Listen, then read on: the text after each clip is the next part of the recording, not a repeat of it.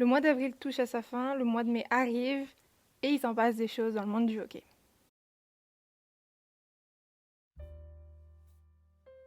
On va commencer les news par l'équipe de France masculine de hockey sur glace, parce qu'on en avait parlé la semaine dernière, mais c'est vrai que le week-end dernier, donc le dernier week-end d'avril, il y a eu la rencontre qui était un match de préparation entre France et Italie, donc qui avait lieu à Angers. Il y a eu 2 matchs, le samedi et le dimanche, et dans les 2 rencontres, la France a battu l'Italie. Le samedi, la France a gagné 5-2, et le dimanche, la France a gagné 4-2. Alors c'est vrai qu'il s'en passe des choses au niveau de l'effectif en France, enfin de l'équipe de France, surtout parce qu'il y a les mondiaux D1A qui arrivent du 2 au 8 mai en Pologne. Et c'est vrai que là, on se demande, les matchs de préparation, est-ce qu'ils permettent pas de tester de nouveaux joueurs, de tester de nouvelles compos et d'affirmer une nouvelle équipe qui, du coup, en tout cas pour les 2 premiers trios, pourrait se confirmer encore plus pendant le mondial de D1A, qui va pas être facile, mais qui, s'il est gagné, permettra à l'équipe de France d'accéder au championnat élite. Et du coup, c'est vrai que là, sortir vainqueur de ces 2 matchs de préparation contre une Italie qui n'est pas un vainqueur facile, ça rassure. Donc c'est des matchs qui rassurent, des matchs qui donnent confiance, et c'est vraiment hyper important pour rentrer dans la compétition D1A le 2 mai avec un bon élan et un bon état d'esprit. Mais c'est pas le dernier match non plus de préparation, parce que le 29 avril, donc aujourd'hui, à l'heure où je parle, mais vous, ça fera quelques jours que ce sera passé, vous aurez le résultat à l'écran, mais il y a le match de préparation contre la Pologne directement à Sosnowiec, donc sur place. Ça va être un match de préparation qui est important, ça va permettre de tester l'équipe de Pologne, de se tester soi-même. Puis après, on a quelques jours de repos, quelques entraînements, et on enchaîne directement, parce que le 2 mai, ça arrive très rapidement, c'est ce week-end. Donc, je vous redonne quelques dates vite fait pour les matchs de l'équipe de France, mais le 2 mai, c'est contre le Japon, le 3 mai contre la Pologne, le 5 mai contre l'Ukraine, le 7 mai contre la Lituanie et le 8 mai contre le Kazakhstan. Donc les matchs vont s'enchaîner assez vite, il va falloir avoir un bon roulement des effectifs pour pas trop fatiguer les joueurs. Surtout qu'en plus, il y a des joueurs qui viennent de sortir de la finale très intense de la Ligue Magnus qui s'est déroulée du coup entre Bordeaux et Grenoble. Il faudra venir avec un bon effectif, avec un bon état d'esprit, puis on leur souhaite le meilleur parce que nous, ce qu'on veut, c'est voir l'équipe de France gagner. Actualité rapide aussi qui parle de la Ligue Espoir U20 de l'équipe de France. Il y a les Rouennais qui décrochent le titre après un carré final qui a apparemment été très tendu. Donc on a le classement final, je vais vous donner, pour vous donner une idée, les 3 premiers. Donc on a Rouen en premier avec 7 points qui remporte donc la Ligue. Grenoble avec 6 points et Villard-de-Lans avec 3 points. En tout cas, ce qui est sûr, c'est que ça augure plein de bonnes choses pour le futur de l'équipe de France masculine adulte. Pour l'équipe de France féminine, du coup, il n'y a pas vraiment de news parce que, comme je vous ai dit la semaine dernière, elles ont déjà fait, en tout cas gagner, leur mondiaux D1A en avril. Et la prochaine compétition élite aura lieu en novembre, donc d'ici là, il y a le temps. Par contre, on a du nouveau pour les JO 2030 qui se passeront du coup dans les Alpes françaises. Je vous avais parlé de la semaine dernière comme quoi, de base, les 2 tournois féminins et masculins étaient censés se dérouler à Nice, mais qu'il y avait des problèmes d'organisation, notamment en lien avec l'utilisation du stade Alliance Riviera, qui posait problème parce que le maire Éric Ciotti voulait plutôt prioriser l'équipe de foot de Nice, ou en tout cas c'était en discussion et c'était vraiment pas prêt d'être accordé pour les JO 2030. On a un peu de nouveau, même si ça reste quand même très tendu et ça discute beaucoup, même si je pense qu'on aura des nouvelles chaque semaine jusqu'à ce que ce soit complètement décidé. Pour l'instant, ce qui est pas sûr, mais ce qui est prévu, c'est que du coup, l'équipe féminine de hockey, en tout cas le tournoi féminin, se passera bien à Nice, se passera bien au stade de l'Alliance Riviera. Mais par contre, le tournoi olympique du coup de hockey masculin, lui, pourrait être délocalisé. Je vous avais parlé la semaine dernière comme quoi il pourrait se passer à Paris. Et ben, en plus de Paris, on a une autre ville qui s'est portée volontaire, c'est la ville de Lyon. Notamment le maire Grégory Doucet, qui s'est positionné après toutes les élections municipales pour accueillir les épreuves de hockey sur glace à la LDLC Arena, qui sera du coup juste après le mondial 2028. Et c'est vrai que par rapport au fait que les JO 2030 sont censés se passer du coup pour les Jeux d'hiver dans les Alpes, moi j'aime bien la proposition de Lyon. En plus c'est une ville qui reste quand même assez accessible pour le reste de la France, en comparaison du coup avec Nice, parce que si on prend Paris, c'est vrai que là il y a plus vraiment match, mais c'est bien je trouve aussi de faire des événements délocalisés hors Paris, sachant qu'à Paris on a déjà des matchs, c'est-à-dire que là il y a le 10 mai le match amical France-Canada, mais il y a aussi la Coupe de France qui se passe là-bas, donc ça fait plaisir. Moi j'aime bien la proposition de Lyon. Nice c'était pas mal aussi, à voir ce qui se passe, à voir comment ils vont se mettre d'accord. En tout cas c'est très probable que pour les JO 2030, les épreuves féminines et masculines de hockey sur glace soient toutes les deux dans des villes différentes. En ce qui concerne la D1, la première division, on a enfin le nom de l'équipe gagnante. Et c'est Cholet. C'est Cholet qui remporte la finale de Division 1 contre Caen. C'était extrêmement tendu. À chaque fois qu'il y avait une équipe qui gagnait, le match d'après, c'était l'autre équipe qui gagnait. C'était vraiment un va-et-vient, un match qui était tendu, qui était demandant physiquement, mais aussi, j'imagine, mentalement sur le terrain.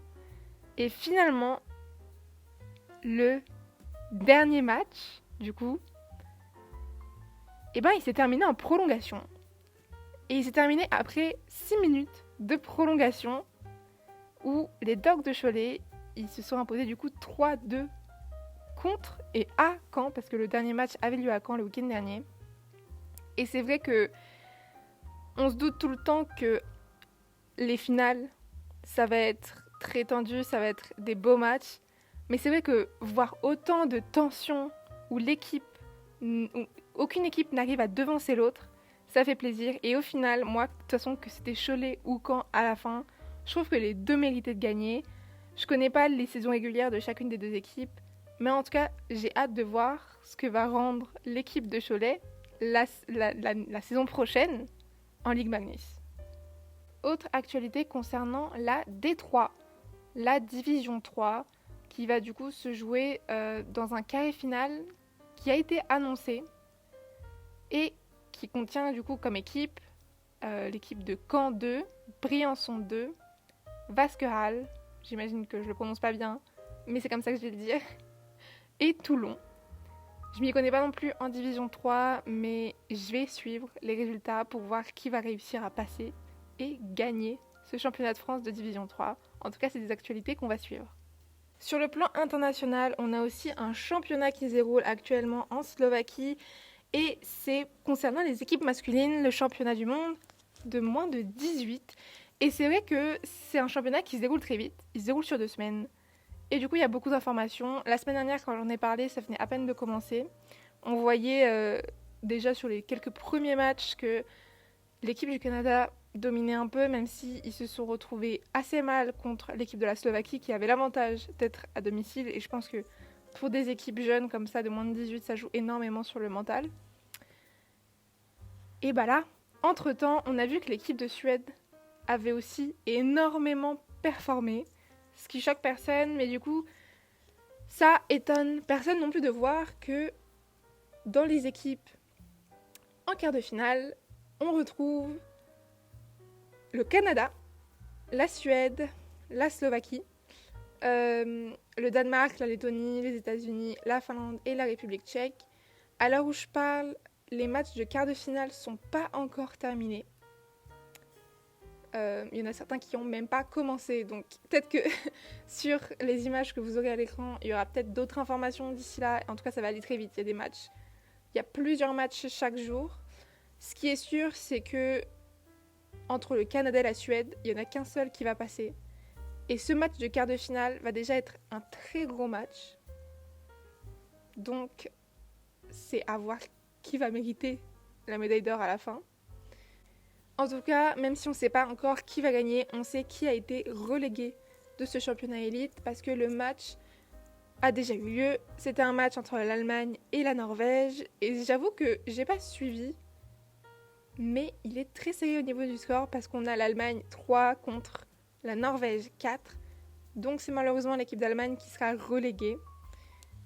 Et en tout cas, ça donne envie de voir qui seront les 3 premiers de ce championnat, qui aura été assez méritant pour se battre jusqu'au bout, parce que ces 2 semaines, c'est assez court au final, mais c'est 2 semaines qui sont très intenses, surtout pour des jeunes joueurs comme ça.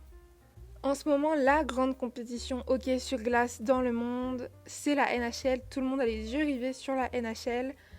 Par rapport à la semaine dernière, on a déjà 2 équipes qui se sont qualifiées directement pour le 2e round des playoffs. Et c'est vrai que ça étonne personne, notamment au vu des résultats dont je vous avais parlé la semaine dernière.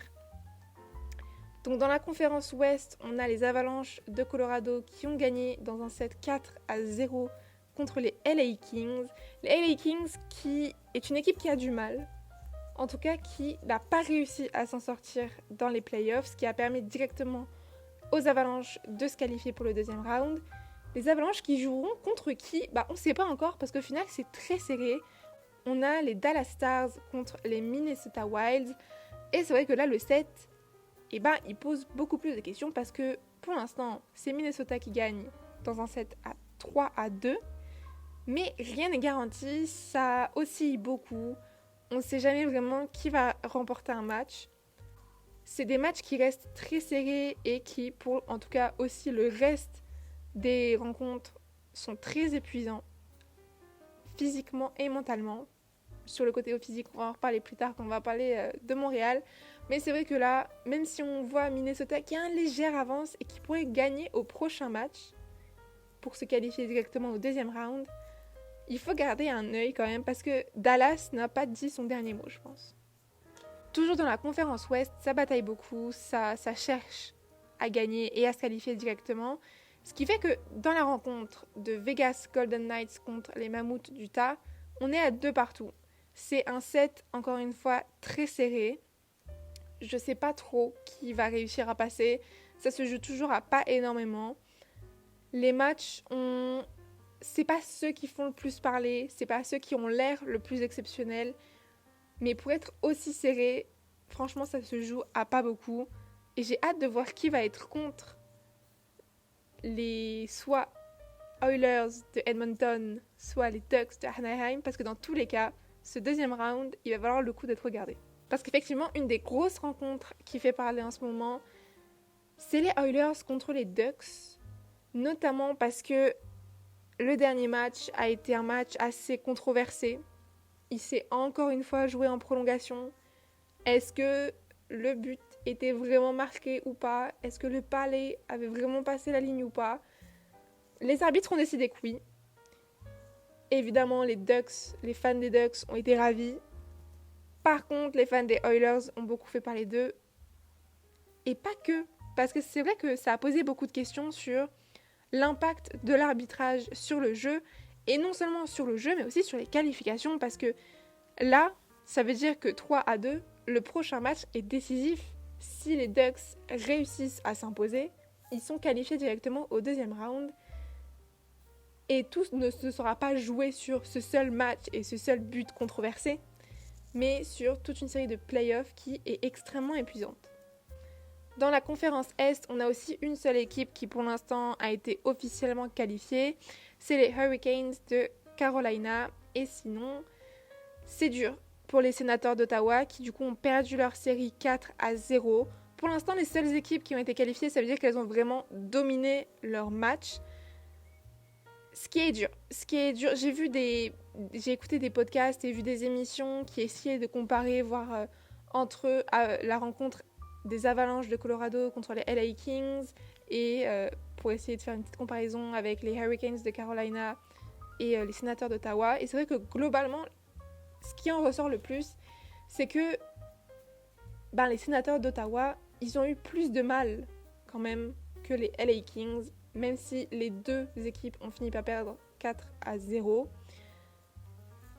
Je sais pas si les Hurricanes vont pouvoir aller très loin dans les playoffs parce que ils vont être contre soit les Pingouins de Pittsburgh, soit les Philadelphia Flyers. Et dans tous les cas, c'est deux grosses équipes. Ces deux grosses équipes, pour l'instant, c'est deux équipes qui se retrouvent continuellement en derby. Pareil, dans une rencontre qui est à chaque fois très serrée. Pour l'instant, c'est les Flyers de Philadelphia qui mènent dans une série 3-2. Est-ce que ça va durer? On n'est pas sûr non plus. Tous les matchs de playoff, généralement, c'est des matchs très serrés et qui font parler d'eux pour des décisions soit arbitrales, soit pour des jeux en eux-mêmes qui sont possiblement contestables. En tout cas, ce qui est sûr, c'est que ça va être un beau match, que ce soit les Penguins de Pittsburgh ou les Flyers de Philadelphia. Quand ils vont rencontrer les Hurricanes de Carolina en deuxième round, il faudra regarder aussi parce que c'est pas certain que les Hurricanes de Carolina continuent leur chemin. Et enfin, les deux dernières rencontres des playoffs, mais aussi de la conférence Est. On a d'abord les Buffalo Sabres contre les Boston Bruins. Pareil, un set très serré pour l'instant. Les Buffalo mènent 3-2. Est-ce que ça va continuer sur cette lancée? Est-ce que les Sabres, du coup, vont pouvoir se qualifier au prochain match directement au deuxième round? On n'est pas sûr. Pour l'instant, Boston se bat plutôt bien. À voir s'ils vont garder de l'énergie pour continuer de se battre. Parce que c'est quand même un marathon. C'est sur la durée que ça se joue. Et enfin, la dernière rencontre dont je voudrais parler, c'est les Canadiens de Montréal contre les Lightnings de Tampa Bay. Et c'est serré. C'est extrêmement serré. On est à 2-2 pour l'instant sur un set qui continue de se battre, qui continue d'être acharné. Et je dis acharné parce que c'est non seulement psychologique, mais c'est surtout très physique. Et on l'a vu. En une semaine, on a le joueur Slafkovsky qui s'est pris 2 coups à la tête. 2 coups à la tête très violents. Les 2 coups ont été pris sur 2 matchs différents, mais en une semaine. Donc il faut quand même regarder l'aspect médical et se demander si il va pouvoir continuer les playoffs, en tout cas s'il va pouvoir jouer le prochain match. Le premier coup à la tête qui s'est pris, c'est combat à main nue, il s'était un peu chauffé, et après on a vu quand il est entré dans la prison que il avait peut-être un peu des douleurs ou un peu des tiraillements, et ça avait quand même pas mal changé l'ambiance du match en général. Par contre, ce dernier coup qui s'est pris à la tête, c'est une mise en échec qui a été extrêmement violente dans les règles. Il n'y a pas à dire, les arbitres se sont prononcés, beaucoup de gens aussi se sont prononcés. J'ai vu beaucoup aussi de gens par rapport à des podcasts ou des émissions qui étaient fans des Canadiens et qui eux-mêmes ont dit on n'a pas aimé ce geste, mais c'est vrai qu'il était légal. On ne peut pas leur retirer le fait que c'était dans les règles, mais que ça reste quand même un coup extrêmement violent. On voit de toute façon Slafkovsky à terre qui souffre, littéralement, parce que ce qui s'est pris est quand même monstrueux. Même si ça reste dans les règles, ça fait quand même mal. Surtout qu'en plus, de base, à ce moment-là, les Canadiens menaient 2-0 dans leur match. Et c'est vrai qu'après ce coup-là, après cette mise en échec, ça a complètement retourné le match. Et ils se sont pris 2 buts derrière. Et après, ils ont fini par perdre le match. Mais c'est vrai que cette mise en échec-là, qui a été un tournant dans le match, on espère qu'il ne sera pas un tournant ni dans la carrière de Slafkovsky, je pense pas, il va s'en remettre à un moment, ni dans le cours des playoffs pour les Canadiens. Parce que du coup, la question, c'est est-ce que Slafkovsky va pouvoir revenir ? Il y a aussi la question des joueurs dans les trios. Est-ce qu'il va falloir changer les joueurs dans les trios, agencer ou modifier en fonction de si Slafkovsky pourra revenir ou pas, tout de suite ou pas, en fonction de ce que le médecin dit. Il y a beaucoup d'enjeux derrière cette mise en échec qui a été très violente. Et en tout cas, il va falloir suivre qui va gagner entre les les Lightning de Tampa Bay et les Canadiens de Montréal. Parce que ce match, qui est censé être le premier round des playoffs, il est extrêmement demandant psychologiquement et physiquement comme tous les autres matchs des playoffs. Mais c'est vrai que là, on a affaire à une confrontation qui, j'ai l'impression, est infinie et va en tout cas beaucoup amocher l'équipe qui va gagner, qui va pouvoir ensuite aller au round 2. En ce qui concerne la PWHL, il s'en est passé des choses aussi parce que depuis la semaine dernière, la saison régulière, elle s'est officiellement terminée. Ce qui veut dire que ça n'a pas encore commencé, mais ça va très bientôt le faire. C'est la place aux séries éliminatoires, donc aux playoffs. Les 4 équipes qui ont réussi à atteindre ces playoffs, c'est les Fleets de Boston, les Frost du Minnesota, les Victoires de Montréal et les Charges d'Ottawa. Moi, évidemment, je suis pour la Victoire de Montréal et c'est vrai que quand on regarde le calendrier de la saison régulière 2025-2026, même si ça se joue à quelques points, les deux premières équipes qui ont fini d'ailleurs à égalité, ce qui est beau, c'est Victoire de Montréal et les Fleets de Boston. Après, les autres équipes, donc Minnesota et Ottawa, sont un peu devancées, on va pas se mentir, donc c'est pas les préférés. Mais en tout cas, ce qui est sûr, c'est que on va retrouver Montréal et Boston très prochainement. Et les matchs qui vont venir vont être extrêmement importants. Et étant donné que les deux équipes ont eu le même nombre de points, donc 62 points sur la saison régulière, les matchs vont être énormément tendus parce que ce ne sera pas gagné si facilement au final. Il va falloir la mériter. Maintenant, on va évoquer le cas de la finale de DEL, donc la ligue allemande. Et c'est vrai que c'est dur. C'est pas facile parce que pour l'instant, il n'y a pas énormément de matchs. C'est assez dur à regarder. Au niveau des résultats, vous allez voir, c'est assez triste à voir. Mais pour l'instant, entre les Aigles de Mannheim et les Ours polaires de Berlin, c'est Berlin qui mène dans une série de 3-0. Et vous allez voir, les matchs ne sont pas si serrés que ça quand on regarde les résultats. Le premier match qui se jouait pourtant à Mannheim et qui était extrêmement attendu, et Berlin a gagné 7-3, alors qu'ils n'étaient pas à domicile et qu'ils avaient eu un match de plus dans les demi-finales, qui du coup avaient aussi été très demandants physiquement contre Cologne.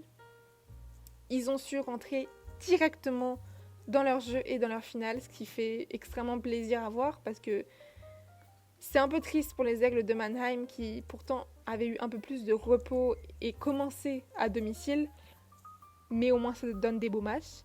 Le deuxième match, il s'est passé à Berlin et c'est Berlin qui a gagné 5-1. Et le troisième match qui s'est joué à Mannheim, et Berlin a aussi gagné 5-1. Donc ce qui veut dire que le match du 30 avril sera décisif, dans le sens où si Berlin gagne, ils ont gagné la finale et du coup, ils ont gagné le championnat. Et surtout, ils l'ont gagné en mettant 4-0. En tout cas, en ayant une série 4-0, ce qui est quand même exceptionnel. Et du coup, je me suis posé la question et je suis allée regarder qui c'est cet entraîneur, Serge Aubin, qui réussit à remotiver et à remettre son équipe directement dans les matchs comme ça, après une demi-finale extrêmement dure, physiquement et moralement. Et j'ai regardé ses stats, et franchement, ça m'étonne pas quand on regarde le palmarès qu'il a. Faut savoir que Serge Aubin, il est entraîneur en chef de l'équipe de Berlin depuis 2019. Bon, 2019-2020, vous n'êtes pas sans savoir qu'il y a eu le Covid, donc il n'y a pas eu de ligue, enfin de championnat en tout cas. Ce qui se passe, c'est que du coup après, 2020-2021, Berlin il gagne. Il gagne tous leurs playoffs et il gagne la ligue. Il gagne la finale à la fin. 2022, rebelote. Berlin gagne tous ses playoffs et gagne la finale à la fin. 2023, c'est juste, il y a eu une année de creux.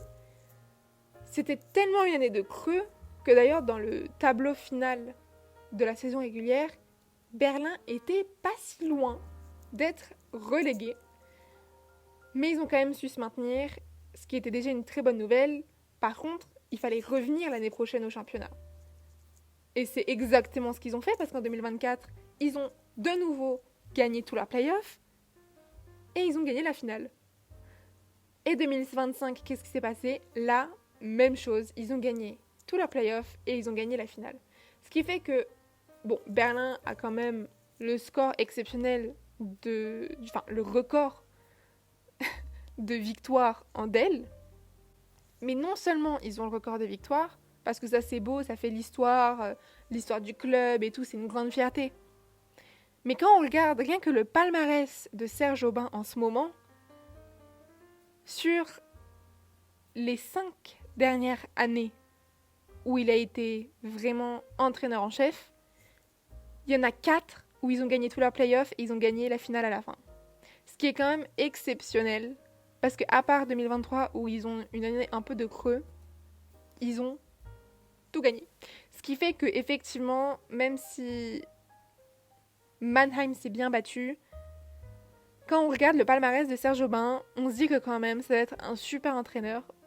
En plus d'avoir une super équipe, évidemment il n'y a pas que l'entraîneur qui fait tout. Mais je pense qu'ils avaient ça aussi en tête, les Aigles de Mannheim, quand ils ont vu qu'ils étaient contre Berlin en finale. Il y a tout le palmarès qui vient derrière. Il y a toute l'équipe. Il y a le fait que ça fait 2 ans qu'ils sont champions en titre, qu'ils n'ont pas envie de perdre cette 3e année, et qu'ils ont Serge Aubin qui fait depuis 2019 quasi que des victoires tous les ans. En tout cas en play-off et en finale. Parce qu'en saison régulière, c'est un peu plus compliqué. Donc c'est vrai que quand on a ça en tête, tout de suite, la menace elle est encore plus réelle et elle est plus directe.